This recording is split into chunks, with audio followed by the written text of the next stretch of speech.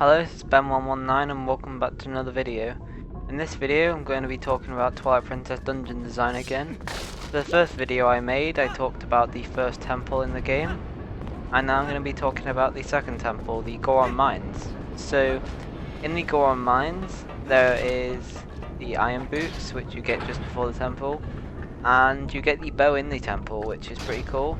I think the bow is a little bit underused, but I'll get to that when we get the bow. But the iron boots are used, I'd say, a lot more than the bow. Even when you get the bow, you use the iron boots more.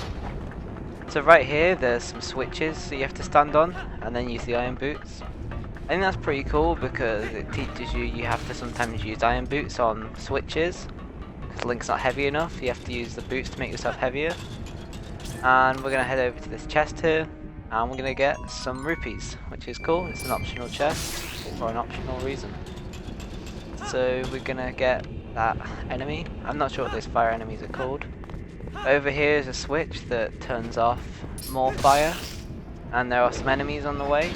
But I think what the game is trying to teach you here is to be careful of enemies that fall down from the ceiling and to look around first before you just run.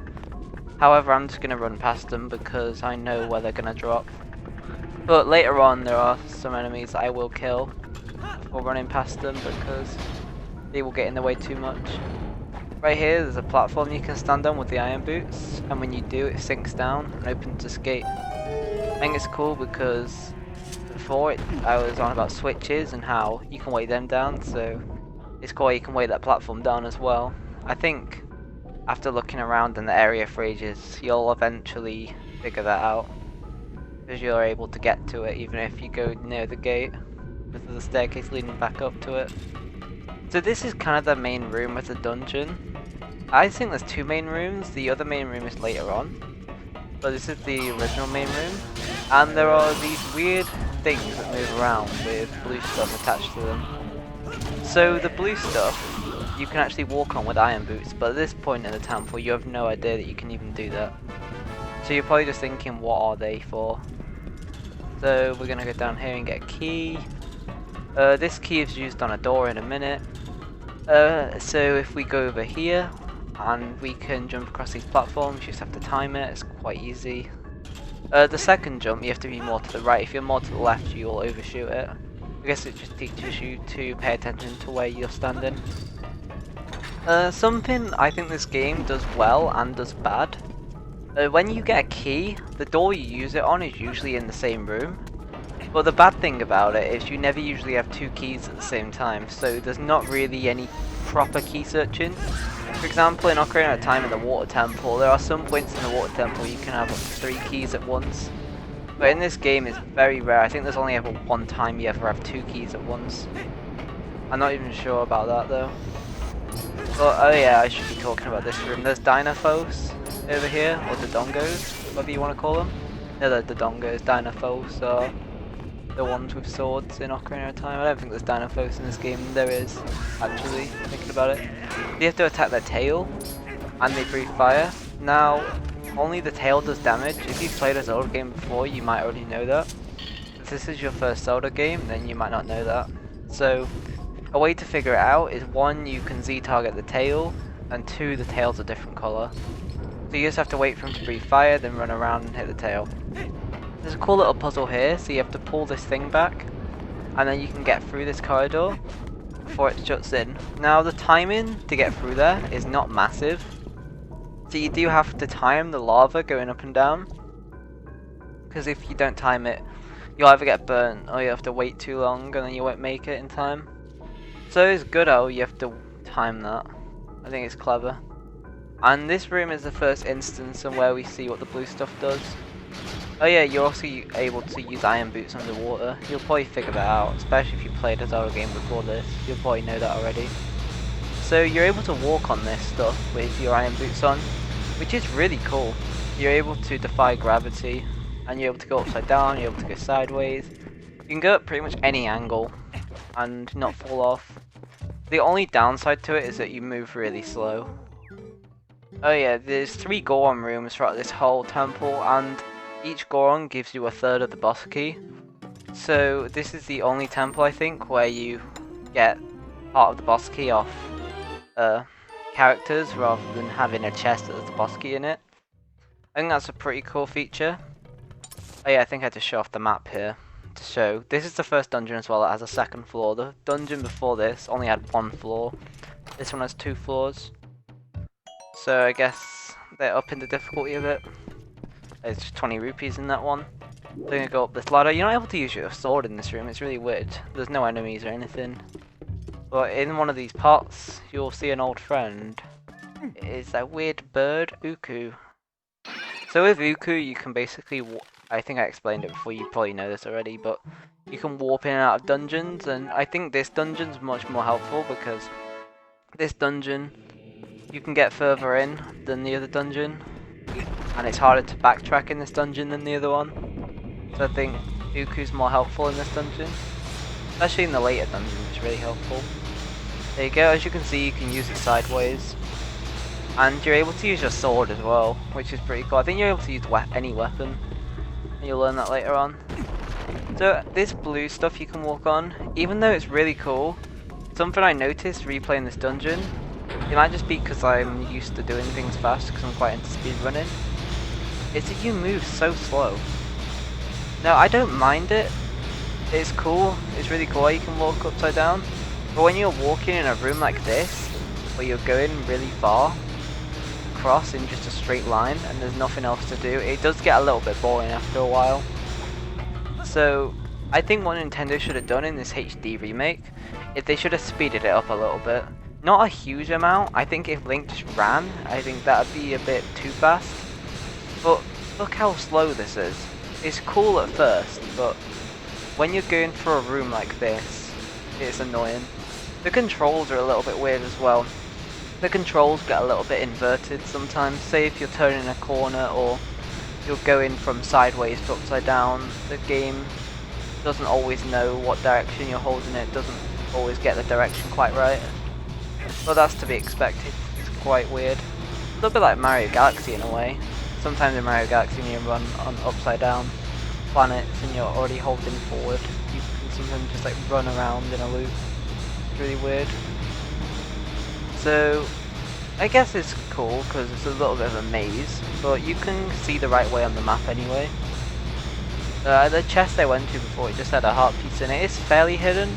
I think this temple's heart pieces aren't as hidden as the ones in the other temple, the forest temple. The second heart piece is barely even hidden. The key before, I'll talk about that in a minute. We're going to get to that very soon actually, in a few minutes. I'll talk about it then. But I'm going to talk a little bit on my opinion on this dungeon. I think this is a very good second dungeon. I think it's got a lot of good puzzles. I like the theme of it, I like the way it looks. But since playing it, and I've been replaying all the dungeons of this series, I don't like it as much as I remember liking it. This used to be one of my favourite dungeons, but I don't think it is anymore.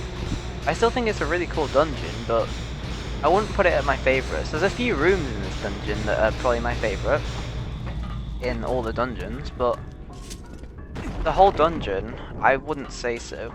It's a really cool dungeon still. I really like all the dungeons in this game apart from one. And I'll talk about that one dungeon when I get to it. Actually, I'll spoil it now. The one dungeon I don't really like is Temple of Time. And I'll talk about that in the Temple of Time video. So right here we're back in the main room. And we're on a different ledge in the main room. And now this makes sense, these blue things in this room. Probably thinking, oh cool, we're able to hang on these. But how?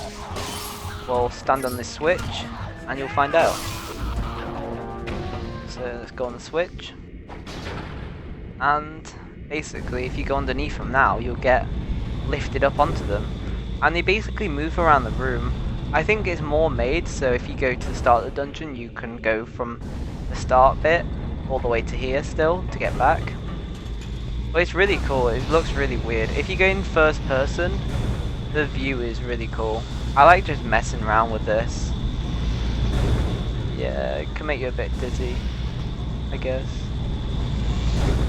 Go like this, up here, just kill these things. Ow.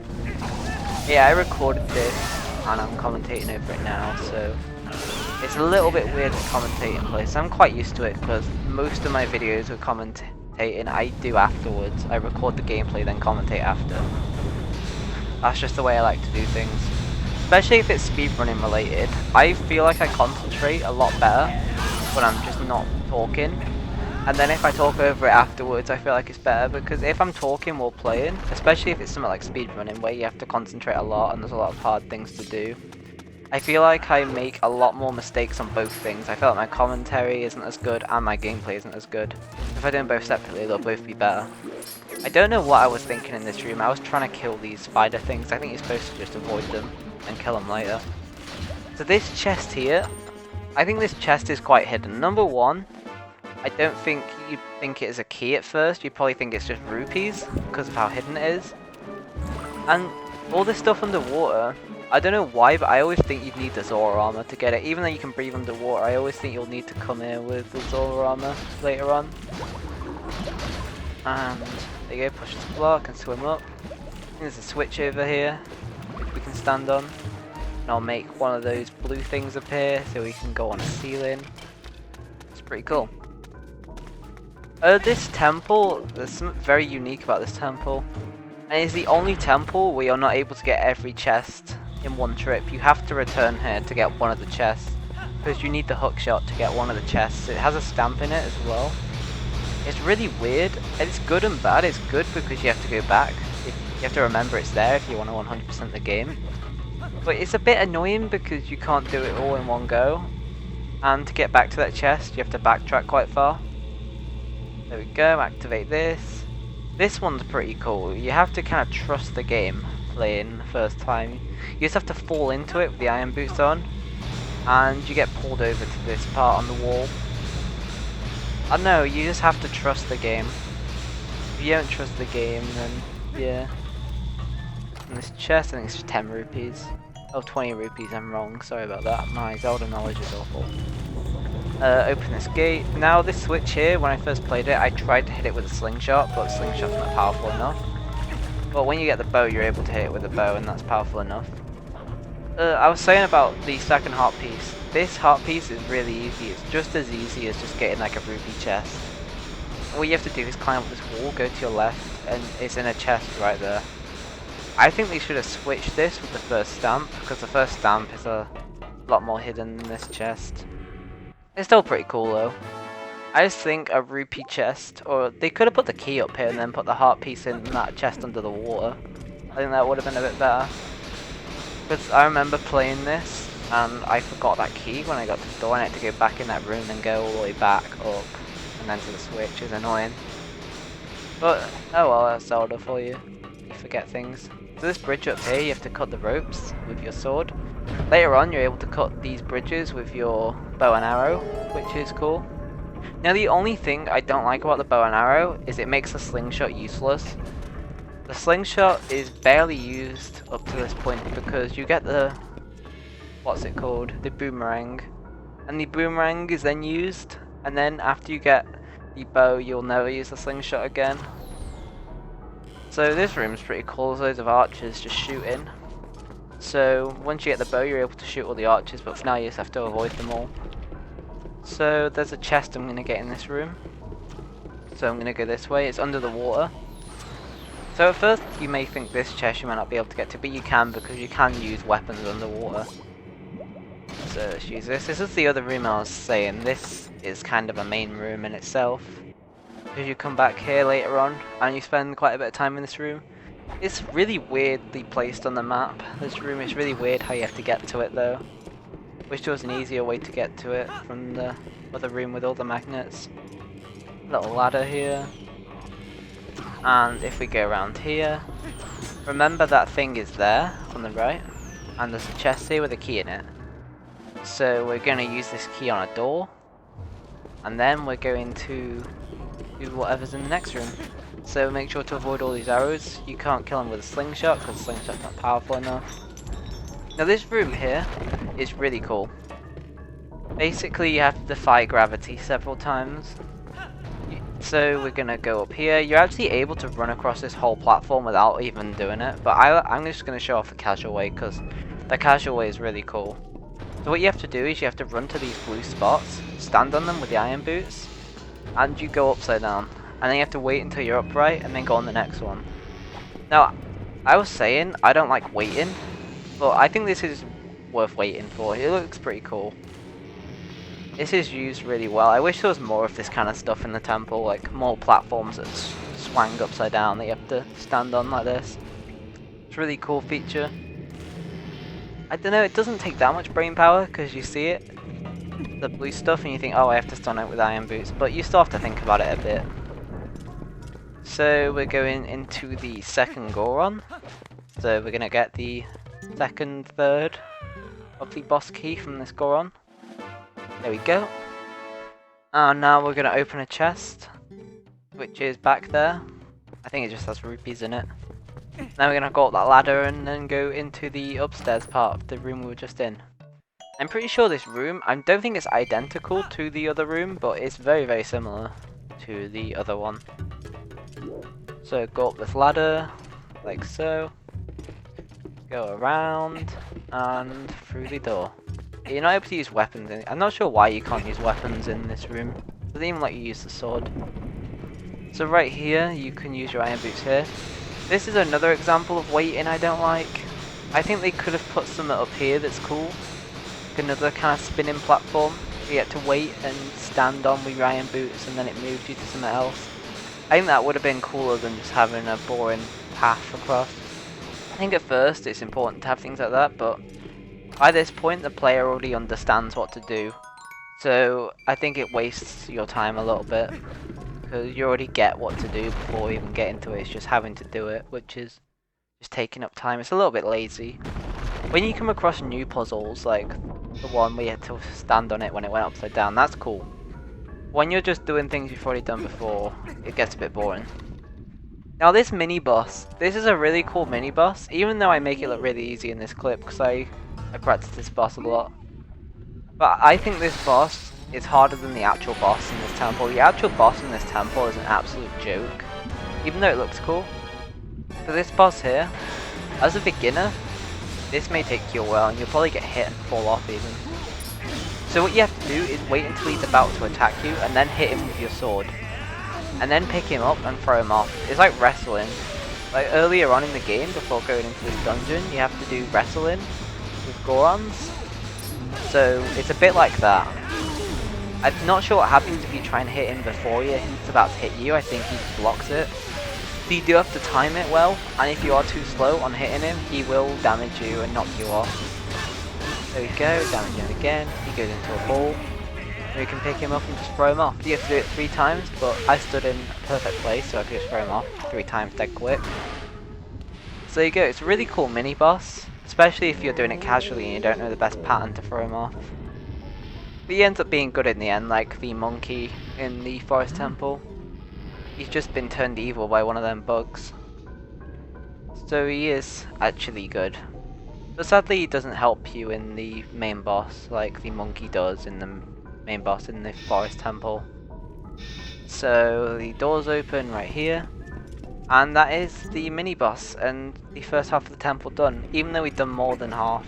We're probably 2/3 of the way through the temple. We've only got like a third left. So I'm going to go through this door here. And we're able to get the bow. And once I get the bow, I think I'm going to end this episode here. And I'm going to do the rest of the dungeon in the second half of the temple. So if you liked it, please leave a like and subscribe if you're new around here. I'm going to be making the other parts soon. And if you enjoy this series, please leave a comment and I will be more motivated to upload it quicker. So there you go. Enjoy the view.